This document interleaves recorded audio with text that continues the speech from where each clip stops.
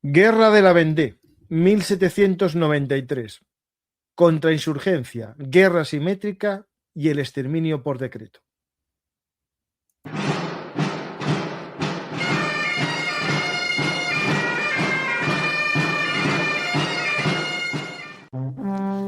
Armas, batallas y hombres que cambiaron el curso de la historia. Esto y mucho más en Bellum Artis Historia Militar. Hola a todos, bienvenidos a Bellum Artis Historia Militar. Hoy viajamos en la historia para conocer la guerra en la Vendée. Y recordaros que también en Bellum Artis vamos a viajar físicamente a un lugar con mucha historia, muy cerca del lugar de la historia de hoy, a Normandía. En Bellum Artis estamos organizando un viaje con David Díaz Cabo y un servidor para conocer las playas del desembarco del día D. Si queréis ir, en la página de Grupeando Tour, con el código BellumArtis26 tenéis un descuento de 100 euros sobre el precio establecido y además va a ser un viaje belungartero. Por lo tanto, animaros a venir. Hoy empezamos este programa con un amigo del canal, Alberto Garín, que es el primer programa que hace juntos, pero no es un viejo, es un viejo amigo de Bellum Artis. Hola Alberto, ¿qué tal? ¿Qué tal, Paco? ¿Cómo estás? Pues encantado de contar contigo, de aprender contigo, como hicimos aquella vez en Granada, en aquella noche de Granada, que suena así muy romántico, en la Alhambra con amigos de la historia, ¿no? Estaban Soto Chica, David... espera, que se me acaba... Hostias. Con David, y estaba también, bueno, Fernando y muchas más gente, por lo tanto, ahí con Nievas, casi me acabo de confundir. David, me vas a matar, pero hoy estoy espeso, no, lo siguiente. Pues Alberto, me decías hoy, Paco, ¿vas a hacer programa después de la charla de justo hace unos minutos? Sí, y acabas de ver el fallo de tantos datos metidos en la cabeza. Pues Alberto, vamos a hablar de un tema que te interesa, como muchos más en la historia, porque tú y yo somos de estos poliadictos, ¿no? Que nos gustan todas las partes de la historia. Bueno, en mi caso, además, como yo me formé en Francia, hice mi carrera de historia en Francia la Revolución Francesa es un tema casi obligado a conocer al dedillo. Y el problema de la Vendée es un problema que si no lo conocemos bien, nos cuesta entender muchas de las cosas que ocurrieron en esa Revolución Francesa. Pues vamos a hablar ahí, pero recordar que Alberto es un experto en arte también y tiene un libro sobre el Renacimiento que sería un día venir a hablar, si quieres, te apetece, Alberto, hablar de Renacimiento y poder, o el Renacimiento y lo militar, la política, porque al final el arte es una prolongación del poder, ¿no? O al revés. El arte es el punto de partida para después ir al campo de batalla. Bueno, también, sí. Yo me acuerdo que en la UNED había una asignatura que era arte y poder. Es era como, sí, y se basaba mucho en el Renacimiento italiano.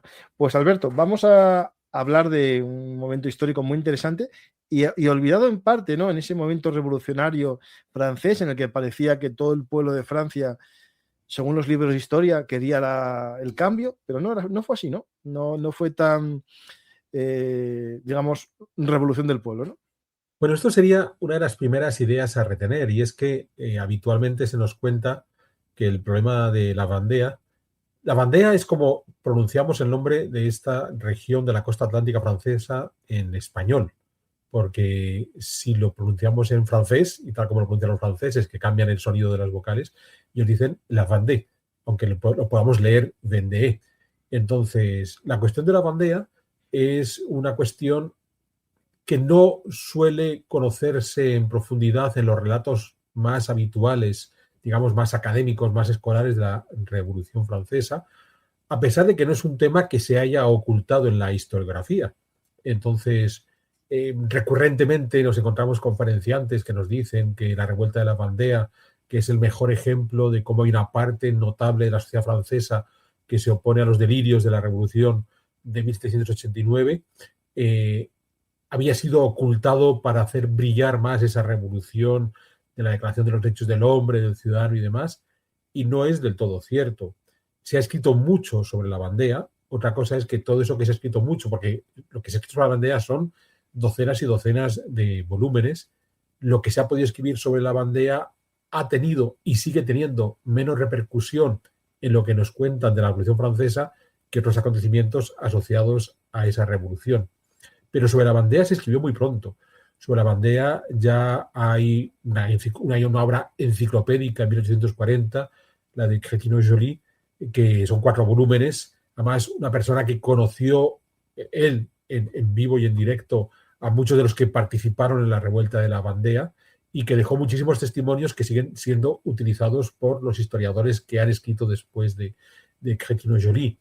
Hay otra obra enciclopédica, 6 volúmenes a comienzos del siglo XX, que hace el padre Husserot y 2 colegas más, donde de nuevo vuelven a revisar muchísima documentación de archivo, muchísimas fuentes primarias, hasta la tesis doctoral más famosa, la de Reynald Séché, de 1986, que es más famosa quizás por el formato, porque si algo tenía de inconveniente los trabajos previos es que eran demasiado voluminosos y la gente, pues bueno, holgazana, no se metía a leer estos libros tan amplios, y la tesis de Séché vino a concretar muchas de las cuestiones de la revuelta de la Vandea. Más estamos hablando de 1986, la forma de transmitir estos conocimientos es más sencilla, más rápida, poco después ya se informatiza, podemos tenerla, podemos descargarla en nuestros ordenadores, pero sobre la Vandea se ha escrito mucho, se conoce mucho, solo que suele estar fuera de ese discurso escolar con el que nos explican la Revolución Francesa. Y como indicabas en el título de este programa, pues estamos ante una guerra asimétrica, porque lo que va a suceder es que hay un momento en el que los habitantes de esta región de la Vandea, a partir de 1793, se van a sublevar contra el Estado francés, primero la monarquía, más tarde la República, y en esa sublevación lo que va a suceder es que, bueno, son muchísimo menos los vandeanos, muchísimo peor armados, y cuando la República Francesa activa todas sus capacidades para acabar con ellos, pues acabó con ellos.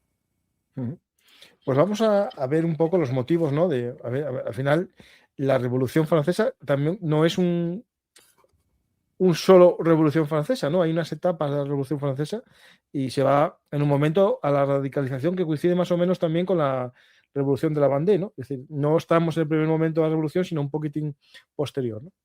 Eso es importante tenerlo en cuenta.